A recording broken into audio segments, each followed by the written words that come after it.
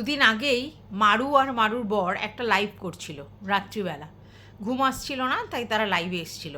এবং সেই লাইভে এসে সে কিন্তু বলেছে, মানে মারু বলেছে, আমরা একাই থাকতে চাই এবং একা ভালো আছি, কোনো রকম কন্ট্রোভার্সির মধ্যে পড়তে চাই না, আমরা আমাদের মতো করে সুখে শান্তিতে আছি, কোনো রকম কোনো বিষয়ে আমরা ইনভলভ হতে চাই না, এটা কিন্তু বলেছে। তারপরেও আজকে একটা ভিডিও করলো যেখানে বলল মারু আর মারুর বরকে সাবধান বানিয়ে দিল যে তোরা এইসবের মধ্যে ঢুকিস না, পড়িস না, ঠিক আছে। অথচ তোমরা জানো যে একটা কথা হাইলাইট হচ্ছে, সেটা হচ্ছে যে টিকিটটা নাকি মারুর বর কেটে দিয়েছিল, যেটায় ও গিয়েছিল, ঠিক আছে। তো সেখানে বলছে যে সেটা প্রমাণ করতে হবে। হ্যাঁ, যেহেতু আমাদের দীপ্তিদি এবং হার্ট এরা দুজন এই কথাটা উজ্জ্ব করে বলেছে যে টিকিট কেটে দিয়েছিল মারুর বর, তো সেই জন্য বলেছে যে এটার প্রমাণ দিতে হবে যে টিকিটটা মারুর বর কেটে দিয়েছে। এদিকে ও মারুর আর মারুর বরকে এই ব্যাপারটা থেকে সরতে বলছে, মানে এই ব্যাপারের মধ্যে পড়তে বলছে না, যে ও চায় না যে এই মুহূর্তে যেহেতু মারু একটা প্রেগনেন্সি জার্নির মধ্যে দিয়ে যাচ্ছে, যাতে কোনো রকম কন্ট্রোভার্সিয়াল কিছুতে জড়ায় না। এবং আমাকে কিছু ভিউয়ার্স এসে বলছে যে কিছুদিন আগে মারু এবং ম্যান্ডু এয়ারপোর্ট ঘুরতে গিয়েছিল, সেই সময় নাকি বলেছিল যে চলো ব্যাঙ্গালোর দিয়ে ঘুরে আসি। তো তখন অনেক ভিউয়ার্সই সেটার মানে বুঝতে পারেনি, বাট এখন যখন এই ব্যাঙ্গালোর কথাটা উঠছে, তখন অনেকেই বুঝতে পারছে যে ওই মারু আর মারুর বর ব্যাঙ্গালোরের কথাটা কেন বলেছিল, এবং সেটার পর নাকি একটা তেরেফুরে ভিডিও করেছিল। তার মানে যার কথা তার গায়ে বাজে, তাই না? পড়লো কথা হাটের মাঝে, যার কথা তার গায়ে বাজে। তার কারণটা কি? আমরা কিন্তু এই ব্যাঙ্গালোরের সম্বন্ধে কিচ্ছু জানতাম না, ঠিক আছে, না ভিউয়ার্সরা, না আমরা যারা কন্ট্রোভার্সি ক্রিয়েটার জানতাম না। তাহলে এই ব্যাঙ্গালোরের কথাটা হঠাৎ করে মানে উঠেছে, এবং সেই কথাটা ভিতরে ভিতরে হয়েছে, এবং সেখানে যে তথ্য দিয়েছে সে কিন্তু বলেছে যে টিকিটটা আমাদের মারুর বর কেটে দিয়েছিল। এইবার ও বলছে মারু আর মারুর বরকে ইনভলভ না হতে, কেন না তারা এই জার্নির মধ্যে দিয়ে যাচ্ছে, তো এখন কোনো কন্ট্রোভার্সির মধ্যে যেন না জড়ায়। ভালো কথা। তো এই বোধটা তোর দুদিন আগে ছিল না, যে এই মুহূর্তে মারু প্রেগনেন্ট, তাহলে মারুকে নিয়ে এই রকম ভিডিও করার কোনো দরকার নেই, এবং সেখানে বাচ্চা পেটে মিথ্যা কথা, বাচ্চা পেটে কোনো দরকার ছিল না। এবার বলছে যেহেতু তোর বাচ্চা এখন তোর সঙ্গে রিলেটেড, তোর পেটের মধ্যে রয়েছে, মানে রয়েছে, সেই জন্য আমি বাচ্চা পেটে বলেছি। তো আমার কথা হচ্ছে মারুকে বলতে গিয়ে মারু বলি, বাচ্চা পেটে আছে কি, সে বাচ্চা প্রসব করে ফেলেছে, এই ব্যাপারগুলো তো তোলার কোনো দরকার নেই। এই বাচ্চার কথাটা কোনো তোলার দরকার ছিল না। মিথ্যা কথা বলছে, ধরো মারু মিথ্যা কথা বলছে, তো বলা হবে যে মারু তুই মিথ্যা কথা কেন বলছিস, এখানে বাচ্চা পেটে কথাটা কোনো বড় দরকার ছিল না। আর ওই বাচ্চা পেটের কথাটা বলেছিল বলেই মারু উত্তরটা দিতে এসছে। তো মারু কন্ট্রোভার্সি চায়, এটা নো ডাউট, এবং সেই জন্যই প্রতিনিয়ত ও যখনই কোনো ভিডিও হয় আর সেখানে যখনই সে কোনো নেগেটিভ কমেন্ট পায়, তো সেটা নিয়ে কিন্তু ও উত্তর দিতে বসে। এবং সেখানেও মারু একটা এক্সকিউজ দিয়েছে যে আমি তো কারোর কমেন্ট বক্স থেকে কমেন্ট নিয়ে ভিডিও করি না, আমি যে ভিডিওগুলো করি আমার কমেন্ট বক্সে যে কথাগুলো আসে সেগুলোর উপর বেস করে আমি হচ্ছে কমেন্টের উত্তর দিই, আর আমার ভিডিও থেকে আমি কমেন্ট পড়ি, আমি সেই কমেন্টের উত্তর দিই, রিপ্লাই করি আর কি। তো সেখানে তো কারোর কোনো কথা থাকতে পারে না। সবসময় যে আমি সহ্য করব, সবসময় সব জিনিস যে ইগনোর করবো, তা তো হয় না। আর সত্যি কথা বলতে আমিও এটা চিন্তা করলাম যে ইগনোর করা ভালো, কিন্তু যখন আমার কন্টেন্টের জন্য আমি বলছি, তখন ওই কন্টেন্টের জন্য ওই নেগেটিভ কমেন্টগুলোকে তো কাজে লাগাবেই, ঠিক আছে, কারণ ওরাও চায় ওদের ইনকামটা বাড়ুক। তো এমনি নর্মাল ভিডিওর সঙ্গে যদি এই কমেন্টের উত্তর দেয়, তাহলে সেক্ষেত্রে ভিউজটা একটু আপ হবে, এটাই ওদের মোটো। এবার আমার এখানে খুব সিম্পল একটা বক্তব্য, যে কেন মারুর বরের কথাটা উঠছে, ইহুই কি উঠছে, আচ্ছা, কেন মারুর বর এই ব্যাঙ্গালোরের কথাটা বললো, ঘুরতে যাওয়ার কথা, এয়ারপোর্টে গিয়ে, এয়ারপোর্টের ওখানে দেখতে গিয়েই কিন্তু এই কথাটা বলেছে, কেন বললো? হঠাৎ করে তো ব্যাঙ্গালোরের কথাটা বলার কি মানে আছে? আর যদি বলে থাকে, তাহলে সেই কথাটা কেন আমাদের শুয়ের গায়ে লাগলো, এবং এসে কেন তেরেফুরে একটা ভিডিও করলো? এটাও তো একটা বক্তব্য, তাই না? আচ্ছা, এইবার ও এখন বলছে যে তোরা দূরে থাক, তো দূরে এমনিও মারু আর মারুর বর রয়েছে, এতদিন এত কন্ট্রোভার্সি হচ্ছে, ওরা কিন্তু কোনো রকম কোনো মুখ খোলেনি বা কোনো কিছু বলেনি। শুধুমাত্র যেদিনকে বাচ্চা পেটের ব্যাপারটা হয়েছিল তখনই সুকে উত্তর দিতে এসেছিল, এবং সেখানেও সু কিন্তু তাকে আবার শুনিয়েছিল। তাহলে আজকের ডেটে তার কেন মনে হচ্ছে যে তোরা এর থেকে দূরে থাক? কেন মনে হচ্ছে? তুমি তাকে নিয়ে কন্ট্রোভার্সি করতে পারবে, তখন তুমি প্রেগনেন্ট বলে তাকে ছাড়তে পারবে না। এখন তোমার ব্যাপারটা যখন সামনে এসেছে এবং যখন ওর নামটা আসছে, তখন ও যদি কোনো ক্ল্যারিফিকেশন দিতে চায় সেটা ওর ব্যাপার, যে ও দেবে কি দেবে না। ঠিক আছে, সেখানে তুমি তাকে সাবধান করছো কেন? মানে তোমার বক্তব্যটা কি? আমি তো এটা বুঝতে পারলাম না। হুম। এই কিছুদিন আগে বললে যে মারুর যখন চরিত্র নিয়ে তাত্তার করা হচ্ছিল, বলা হচ্ছিল যে দীঘায় যখন ঘুরতে গেছে তখন ওদের সঙ্গে কারা সব ছিল, এই ধরনের ভিডিও করা হয়েছে, তখন মারু উত্তর দেয়নি।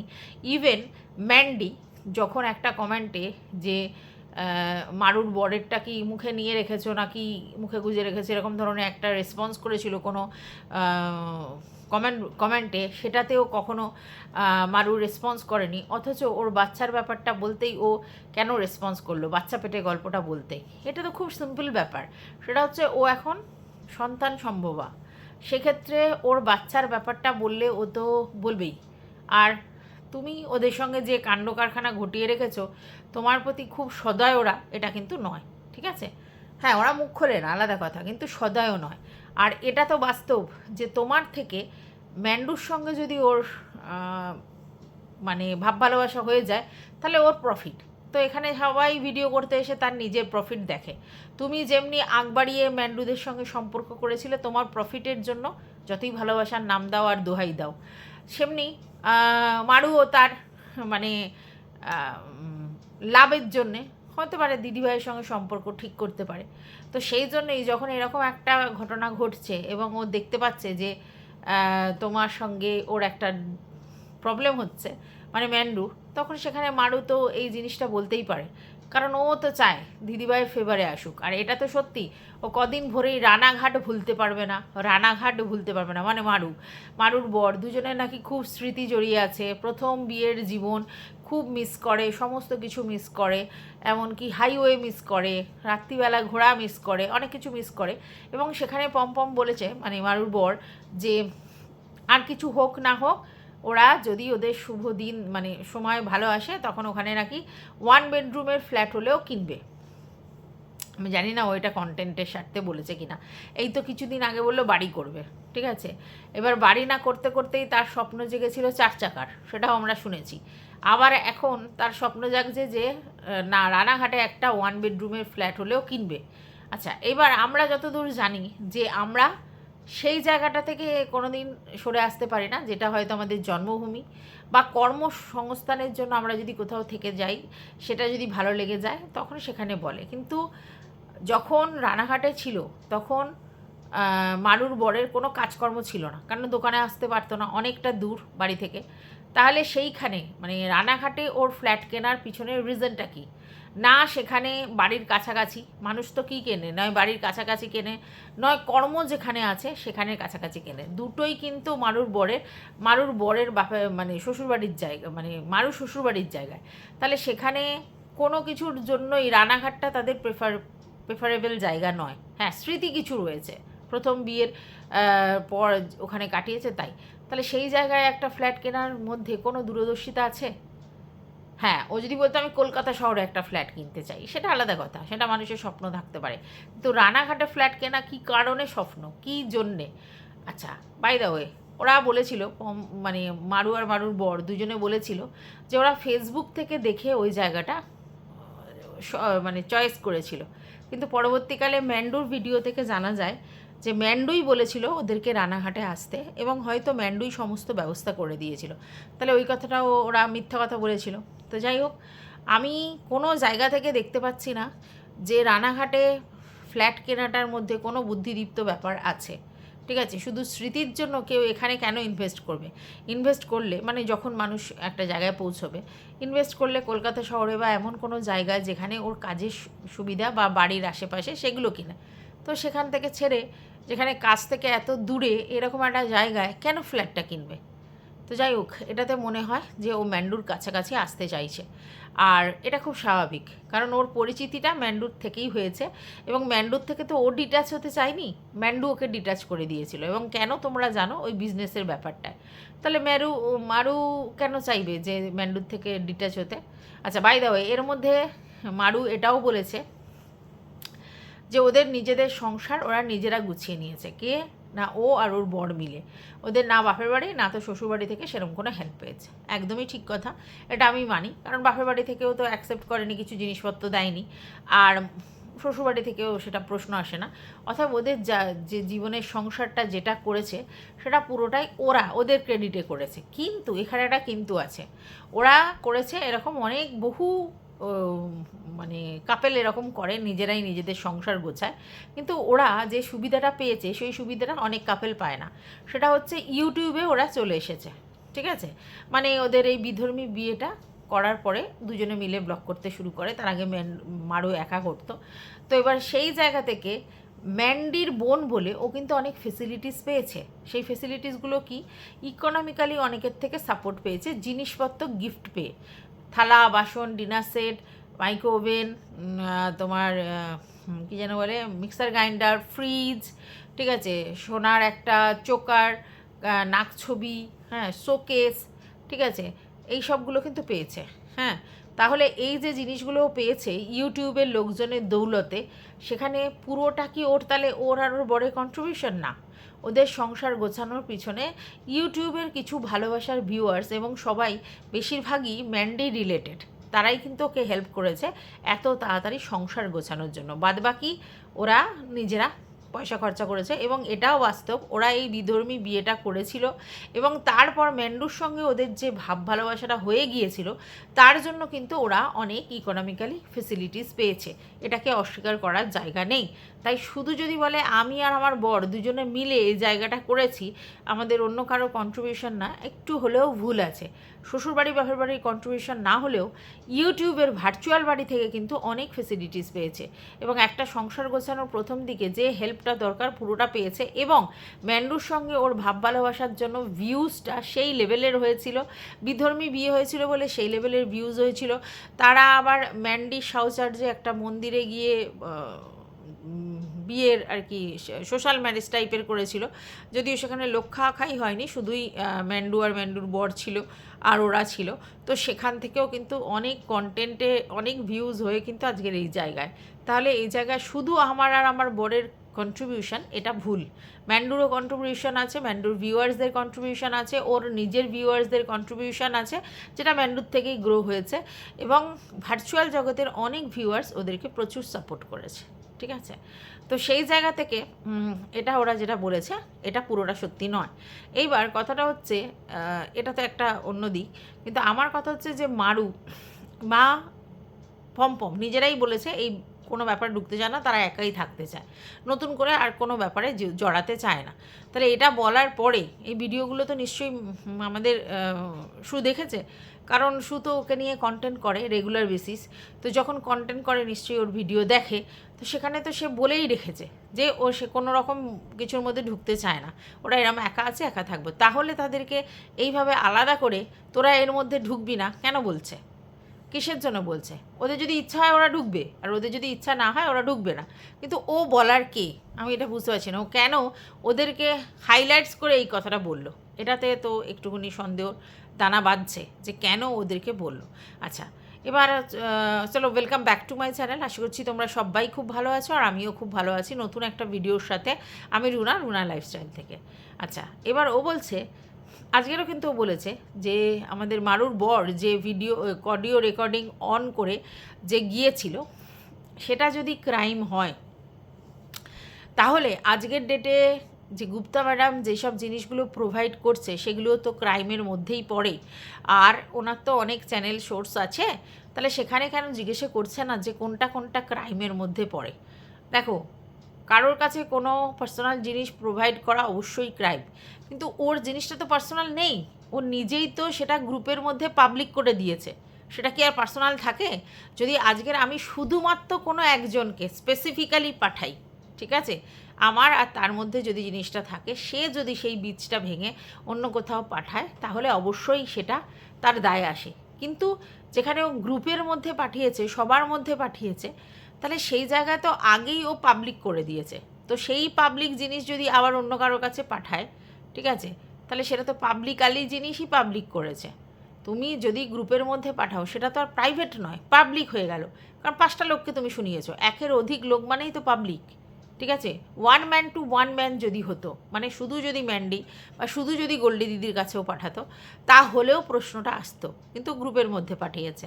ঠিক আছে, তো সেখানে কনফারেন্স কল হচ্ছিল, এই গ্রুপ কল হচ্ছিল, তার মধ্যে সমস্ত কিছু ঘটনা হচ্ছে এবং সেগুলো স্ক্রিন রেকর্ড হয়েছে। ঠিক আছে, গ্রুপের মধ্যে যেখানে জিনিসটা হচ্ছে সেটা এমনিই পাবলিক। ঠিক আছে, তাই আমার মনে হয় যে রুলস রেগুলেশন ল সবারই ভালো করে জানার দরকার, তারপরে বলার দরকার। আর স্পেশালি আমার মনে হয় যে ম্যান্ডু আর মারুর মধ্যে যে কন্টেন্ট নিয়ে ও ঘোরাফেরা করছিল, মানে একবার মারু একবার ম্যান্ডু, একবার মারু একবার ম্যান্ডু, এটা করছিল, এর মধ্যে ওর যদি এতই সচেতন হয় যে এখন মারুর যে সিচুয়েশান যাচ্ছে সেই সময় ওর কোনো মেন্টাল প্রেশার নেওয়ার দরকার নেই, তাহলে ও নিজে ভিডিও করা বন্ধ করতো। ও এবার বলতেই পারে যে মারু কন্ট্রোভার্সি চাই, একদম আমি মানছি মারু কন্ট্রোভার্সি চাই বলেই আমরা ওকে নিয়ে কন্ট্রোভার্সি করি, কিন্তু সেটা লিমিট আছে তো, লিমিটের বাইরে নয় তো। মারুকে নিয়ে ভিডিও করতে গিয়ে ও তো প্রচুর প্রাইভেট কথা বলেছে, যেগুলো ভিতরের কথা সেগুলো বলেছে। হ্যাঁ, ইভেন মারুকে চোর বানিয়ে দিয়েছে, মারু ম্যান্ডুর থেকে ধার করেছে, সেই ধার শোধ করেনি, সেই কথা বলেছে। আচ্ছা, তারপরে মারু ওর থেকে টাকা নিয়েছে, মারুর বর কখন ওর থেকে টাকা নিয়েছে, মারুর বর মারুকে না জানিয়ে ওর সাথে কথা বলেছে, মারুর বরের বাইকে চেপে যাওয়ার সময় ওকে কি কথা বলেছে, মানে এগুলো তো সবই পার্সোনাল, এগুলো কোনোটাই তো ভিডিওর মধ্যে দেখা যায়নি। এই সব কথাগুলো কন্টিনিউ বলে এসেছে ভিডিওর মধ্যে। তাহলে আজকে যদি ও এই ধরনের বলবদল করে এবং বলে তোরা এর মধ্যে থাকিস না, যেহেতু তোরা এই জার্নির মধ্যে দিয়ে যাচ্ছিস, আমি চাই না, তাহলে কীরকম একটা অদ্ভুত শোনাতে লাগে না? কান টানলে মাথা আসবে। ঠিক আছে, যদি এই জিনিসটা কেস কামারির মধ্যে দিয়ে যায়, ঠিক আছে, তাহলে ও কাদের নামে কেস করবে বলেছে? ও কিন্তু বলেছে যারা সামনে ফ্রন্টে মুখ দেখিয়ে ভিডিও করছে, মানে যাদের কাছে জিনিসগুলো প্রোভাইড হয়েছে এবং যারা এটা নিয়ে ভিডিও করছে তাদেরকে টানবে। এবার তাদের যখন টানবে তাদেরকে বলা হবে যে আপনারা এগুলো কোত্থেকে পেয়েছেন। তখন যাদের থেকে পেয়েছে তাদের নাম যদি তারা বলে, ঠিক আছে, এখান থেকে পেয়েছি, তাহলে তাদেরকেও ডাকা হবে। ঠিক আছে, এবার যখন তাদেরকে ডাকা হবে তখন অবভিয়াসলি সেখানে মারুর বরের কথাটা উঠে আসবে, যেহেতু এই জিনিসটা প্রোভাইড করা হয়েছে যে মারুর বর টিকিট কেটে দিয়েছে এই কথাটা, তখন সেটা সত্যি কি মিথ্যা সেটা বলার জন্য মারুর বরকে ইনভলভ হতেই হবে। সেটা ঠিক হোক আর বেঠিক হোক, ইনভলভ হতেই হবে, কারণ ডাকা হবে তাকে, যে বলেছে তাকে নিয়ে ডাকা হবেই। ঠিক আছে, তাকে এসে কোনো না কোনোভাবে সাক্ষী দিতে হবে, তাহলে ও তো ইনভলভ হয়েই গেছে, তাহলে এই কথাটা বৃথা বলা। এবার সেখানে মারুর বর হাজিরা দেবে কি দেবে না, কি করবে না করবে সেটা আমার জানা নেই, কিন্তু সাক্ষী হিসেবে তো মারুর বরকে ডাকবে। যখনই ও ভিতরে যে তথ্যগুলো দিয়েছে, যার কথা বলছে ও, তাকে যখন টানা হবে, মানে যারা মুখ দিয়ে বলছে তাদের নামে যদি ও মানে অলরেডি কেস কামারি করে থাকে, তাহলে তারা কোত্থেকে পেয়েছে তারা তো বলবে যে আমরা এখান থেকে পেয়েছি, দেখাবে বা কিছু বলবে। তো তারপর তাদের টানা হবে, মানে কান টানলে মাথা আসে, আর তাদের টানলে তারাও তো তাদের ডিফেন্সে কিছু কথা বলবে যে এই হয়েছে এই হয়েছে সেই হয়েছে, এবং তখন তো মারুর বরের কথাটা উঠে আসবেই। এরকম বোকা কথা। এবং তাদের কাছে যদি রেকর্ড থাকে, মারুর বর যদি এটা বলে থাকে আর সেটা যদি ওরা রেকর্ডিং করে রাখে, তাহলে মারুর বরকে ওই রেকর্ডিং শোনালে মারুর বরকে এমনিই আসতে হবে। তাহলে এই জায়গায় মারুর বরকে ওয়ার্নিং দিয়ে কোনো লাভ নেই, কারণ ঘোটালাটা এমনভাবে পেকে আছে এই গ্রুপের মধ্যে, প্রথম মারুর বরকে নিয়ে, তারপরে ওকে নিয়ে, এবং সেখানে গ্রুপে যারা ছিল তারা সবাই, মানে ম্যান্ডু, তার দিদিরা, তার বুইন, তার ছোটদি, প্লাস হচ্ছে মারুর বর, এরা সবাই কিন্তু গ্রুপের মধ্যে রয়েছে। হ্যাঁ, একটা ভেঙে গিয়ে আরেকটা গ্রুপ হয়েছে, ওই গ্রুপ থেকে ওরা লিভ হয়েছে বা ওদের তাড়িয়ে দেওয়া হয়েছে, তারপরে এরা আবার একটা নতুন করে গ্রুপ করেছে, যাই করেছে পুরো ব্যাপারটা ইনভলভ। তো সেখানে মারুর বর, ম্যান্ডুর বর, আমাদের সুদেবী এবং তার যে দিদিগুলোর কথা বলা হচ্ছে 5 সোল সিস্টারের মধ্যে যারা ছিল, তাদের সবাইকে ইনভলভ হতে হবে। এটা এমনই একটা বিষয়, কেস কামারি তো আর একজনের মধ্যে হয় না, তো সবাইকে সাক্ষী দিতে এ করতে সে করতে আসতে হবে, ঠিক আছে। আর ও তো পরিষ্কার বলছে যে কার বাড়ি দূরে, কার বর অসুস্থ, কার বাড়িতে বাচ্চারা আছে, এসব ও দেখবে না। এবার যাদের এগেনস্টে করা হবে তারাও তো হাত গুটিয়ে বসে থাকবে না, তারা উপযুক্ত প্রমাণ নিয়েই মুখ খুলেছে, অর্থাৎ তারাও হাত গুটিয়ে বসে থাকবে না। ও যদি ভেবে থাকে যে তারা হাত গুটিয়ে বসে থাকবে তাহলে ও ভুল ভাবছে, ঠিক আছে। সে ও ওয়ার্নিং দিয়েছে, থ্রেটনিং দিয়েছে, বলেছে এভাবে করবে, ও অনেক দিন ধরে হচ্ছে, হ্যানা ত্যানা অমুক তমুক সব ঠিক আছে, কিন্তু বলতে তো ওকে হবেই। আর বললে ওকেও প্রমাণ রাখতে হবে, যাদের এগেনস্টে বলবে তারাও কিন্তু প্রমাণ রাখা শুরু করে দিয়েছে অলরেডি, সেগুলো দিতে হবে। এবং সেখানে যে করেই হোক মারুর বড় কিন্তু ইনভলভ হয়ে যাবে, ঠিক আছে। আচ্ছা, এইবার আমার এখানে একটা বক্তব্য, যেখানে ও একবার দেখলো যে মারুর বরের এগেনস্টে এরা কল রেকর্ডিং শুনিয়েছে ওর কাছে, এবং মারুর বরের এগেনস্টে মারুর বর ওদেরকে কি বলেছে, গ্রুপে আলোচনা হয়েছিল সেগুলো ওর কাছে পাস করেছে, তাহলে ও কি এটা জানতো না যে ওদের গ্রুপ থেকেও কথা কোথাও না কোথাও পাস করে দিতে পারে? কারণ আমরা তো জানি যে আমরা তো মানে আগের জিনিস থেকে শিক্ষা নিই। তাহলে ও তো যখন ওদের সঙ্গে মিশেছে, তখন ও প্রথম ওদের সঙ্গে যখন মিশতে ইনভলভ হলো, প্রথমেই তো ওকে ও নিজে বলেছে যে ছিপ ফেলে বা জাল ফেলে ওই মাছটাকে তুলে নিয়েছে, মানে ওকে তুলে নিয়েছে ওরা। কি শুনিয়ে? মারুর বর, আর মারু ওর নামে কি বলেছে, ও স্পেশালি মারুর বরের কথাই বলেছে যে মারুর বর বলেছে আর মারু শুনেছে। তো ওটা তো ও শুনে তারপরে এসেছে, তার মানে ওর কাছে প্রোভাইড করা হয়েছিল কল রেকর্ডিং, তাই তো। তাহলে সেটা শোনার পরেও ও যখন এই গ্রুপে জয়েন করলো, ও কেন সতর্ক থাকলো না? কিসের এত ইন্টিমেসি ও দেখাতে গেল? হ্যাঁ, এটা তো সতর্কবার্তা ওর জন্যে, যে ভাই যদি ওদের কল রেকর্ড করে তোমার কাছে পাঠাতে পারে, তোমাকে শোনাতে পারে এবং তোমাকে বলতে পারে, এবং তোমাকে ওদের এগেনস্টে করবার জন্য এইটা একটা চাল হয়ে থাকে, তাহলে তোমার জিনিসটাও ওরা রেকর্ড করতে পারে। তাহলে তুমি কোন সেন্সে সেটা জানার পরেও আবার তার সঙ্গে মিশে সখ্যতা হৃদ্রতা বাড়িয়েছিলে এবং সেখানে প্রাইভেট জিনিস ওপেন করেছিলে? আজকে তুমি কেস কামারির কথা বলছো এবং তুমি সেখানে বারবার বলছো তুমি যেগুলো ওদেরকে পার্সোনাল দিয়েছো সেই পার্সোনাল জিনিসগুলো তারা বের করছে। তুমি বলছো রং মাখিয়ে বের করছে, সে যেটা মাখিয়েই বের করছে। তাহলে তুমি যে জিস্ট ওদেরকে দিয়েছো এটা তো নো ডাউট, তুমি ওদের কাছে জিস্ট কিছু দিয়েছো, পার্সোনাল কিছু জিনিসের জিস্ট দিয়েছো, যার জন্য তারা লাফার ঝুপি করছে, তাই না? এবার ওরা রং চালিয়ে মাখিয়েছে কি না সেটা পরের ইস্যু, কিন্তু প্রথম তুমি তাদেরকে বেসিক জিনিসটা, যেটা মানে মানে জিনিসটা তুমি ওদের কাছে কিন্তু দিয়েছো, ঠিক আছে। তো কোন সেন্সে? তারপরে সেটা পাবলিকালি করার পরে তুমি এসে বলছো আমার পার্সোনাল জিনিসগুলো ওপেন করেছে। পার্সোনাল কোথায়? যে জিনিসটা পার্সোনাল রাখতে হয় সেটাই তুমি জানো না যে কোনটা পার্সোনাল রাখতে হয়। তুমি উৎফুল্লতার সঙ্গে নিজের পার্সোনাল জিনিসগুলো পাবলিক করেছো গ্রুপের মধ্যে, সোশ্যাল মিডিয়াতে এসে তুমি মানে ইউটিউবে বলোনি, কিন্তু যদি হোয়াটসঅ্যাপেও বলো গ্রুপের মধ্যে, সেটা তো ভার্চুয়াল জগৎ, সেটাও তো একটা সোশ্যাল মিডিয়াই, মানে হোয়াটসঅ্যাপটাও যতটাই হোক সোশ্যালই তো জায়গা একটা। তো সেখানে তুমি তোমার নিজের পার্সোনাল জিনিস কি করে মানে লোকের কাছে দিতে পারো? আর তারপরে এসে হুম্বি তুম্বি করলে লাভ আছে যে আমার পার্সোনাল জিনিস এ করে দিয়েছে? আর সবথেকে বড় কথা হচ্ছে কথাগুলো তারা বলছে, কিন্তু তারা না ফটো দেখিয়েছে, না ছবি দেখিয়েছে, না এরকম কিছু বলেছে, মানে ওইসব জিনিস দেখিয়েছে। তাহলে তুমি কি বলছো? হ্যাঁ, তারা মুখে অনেক কথা বলেছে, মুখে অনেক কথা বলেছে, কিন্তু সেগুলোর কোনো প্রুফ ওরা দেখায়নি।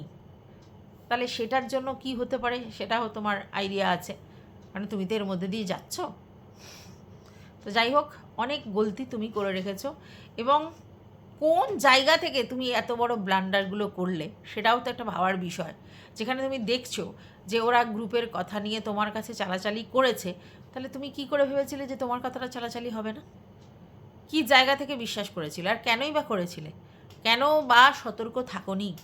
এটা তো সবথেকে বড় প্রশ্ন। তুমি কাদের সঙ্গে কি শেয়ার করবে, কতটা প্রাইভেট জিনিস শেয়ার করবে সেটা বুঝতে হবে। তোমাকে আমি আগেও বলেছিলাম যে ইমোশান যদি অপাত্রে দান করা হয় তাহলে সেটা তার ফল্ট যে ইমোশান অপাত্রে দান করছে। তো তুমি ইমোশানটা অপাত্রে দান করেছো, এটা তো বাস্তব, আর তার জন্য তোমাকে খেসারত দিতে হচ্ছে।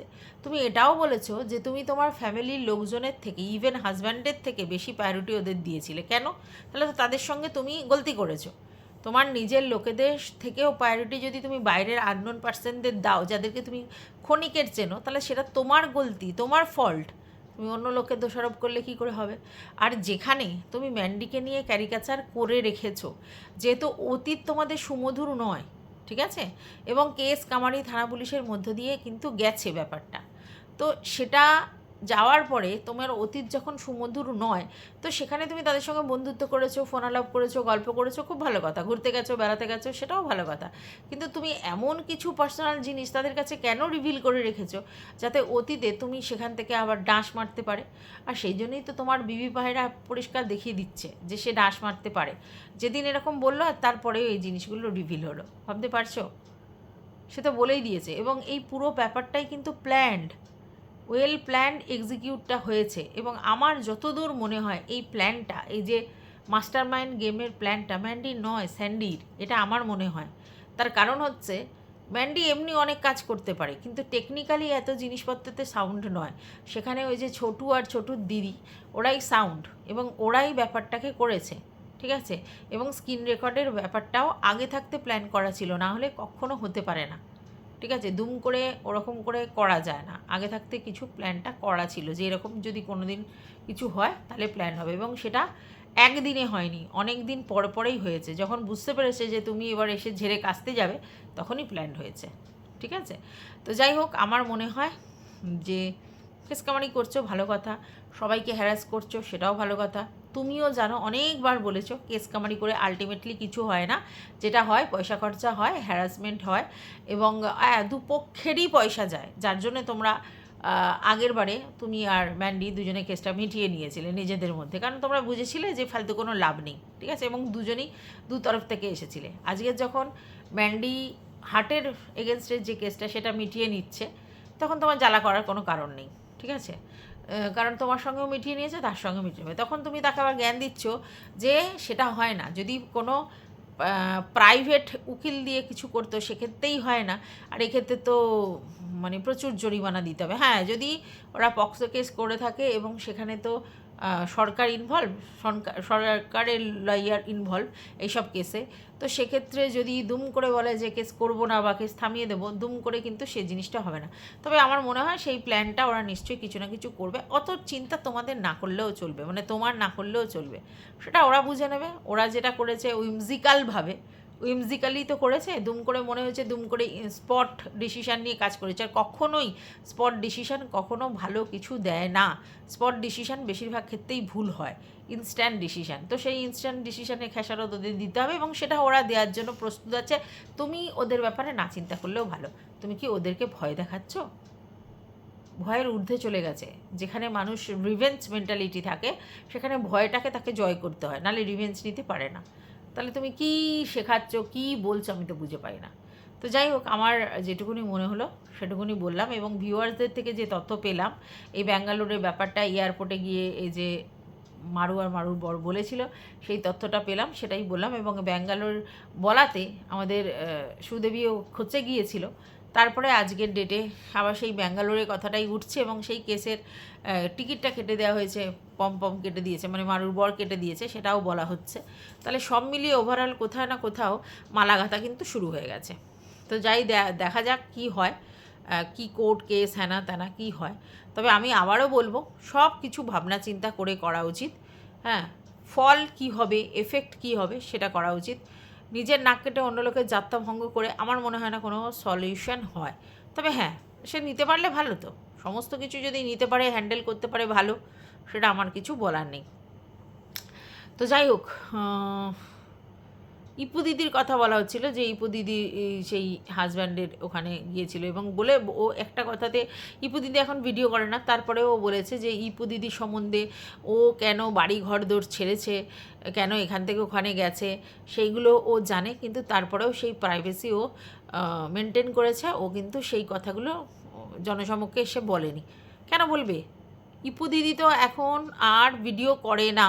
প্রথম, ইপু দিদি তো কাউকে নিয়ে এখন ভিডিওই করছে না। তাহলে ইপু দিদি তার প্রাইভেট লাইফে কেন ঘর ছেড়েছে, কেন নতুন ঘরে গেছে, কেন কি করেছে, এই ব্যাপারে তোমার মাথা গালানোর কী দরকার? এবং সেটা ইউটিউব সোশ্যাল প্ল্যাটফর্মেই বা বলার কথা কি? এটাও তো ভিতরেরই খবর। যদি ইপু দিদির কোনো কারণ থাকে সেটা ইপু দিদির ব্যাপার, ইপু দিদি ভিডিওই করে না, তাহলে তাকে টানার কী মানে হলো? বুঝলাম না। যাই হোক,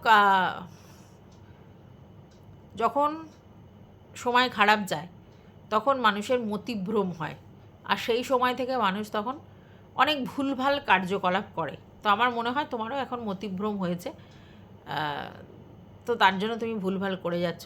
ইপু দিদির এই ব্যাপারটা যেটুকুনি বলেছো এটুকুনিও তোমার প্রয়োজন ছিল না সোশ্যাল মিডিয়াতে বলার, কারণ ইপু দিদি সোশ্যাল মিডিয়াতে ভিডিও করে না, কন্ট্রোভার্সি জোনে অনেক দিন ভিডিও করছে না। তাহলে তার ফ্যামিলিতে কি ম্যাটার হয়েছিল, কেন তাকে বাড়ি ছাড়তে হয়েছে, কেন নতুন বাড়িতে গেছে, এগুলো সবই তো কন্ট্রোভার্সিয়াল ব্যাপার। তো সেইগুলো কেন আমি ইউটিউবে এসে বলবো যে আমি বলছি না, আমি জানি, তার মানেটা কি? তো যাই হোক, নিজের ভালো নিজেও বুঝে নিতে হবে, আমরা বলে কোনো লাভ নেই, বাদবাকি কী হয় দেখা যাবে।